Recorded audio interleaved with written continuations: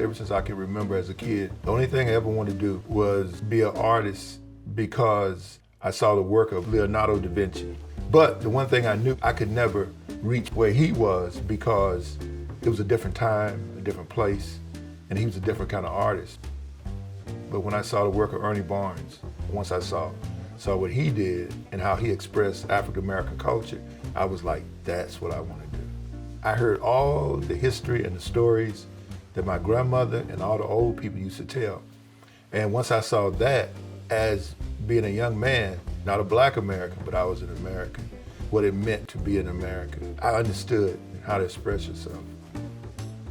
I grew up in a black and Latino neighborhood. From Denver, it was a great experience. They had murals all over the wall. The color palette is all over. It's wild. It's a wild color palette. And my mother, she always encouraged me for my art. But then one day she told me, she said, your painting's okay, but I like the wood a lot better. So that was when I really started carving. I transferred my paintings over into wood. Then that was when people really started to be attracted to my work. I get my inspiration from the community. When I first started, I really didn't create anything that was Kentucky related. It's just hard to explain. And I guess from being here, 40 years in Kentucky, it's just part of the culture.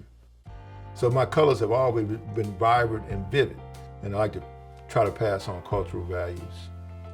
When you see my work, it's like people like dancing, people like music, like I do some family scene. People relate to that. That's an everybody thing. There's a connection to those type situations and those type feelings. You want to try to create something every day. And if I don't create something through the day, then I create something through the night. So I'm always working. Kind of never stops. My process is, everything starts out with sketches. Then what I'll do is I will go to the wood and then I'll put it down. And from there, I'll start carving. Being able to sculpt and being able to carve is a rhythm to it.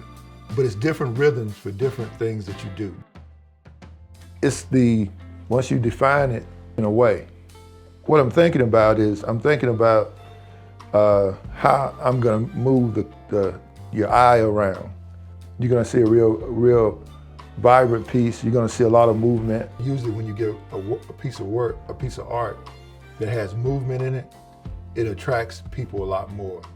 I'll paint it, sand it back off again. I'll paint it and sand it back off again, because that gives you your highs and your lows in the wood.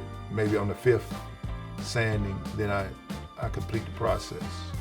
Then I would go in and put the color on it, because I'd balance my colors out.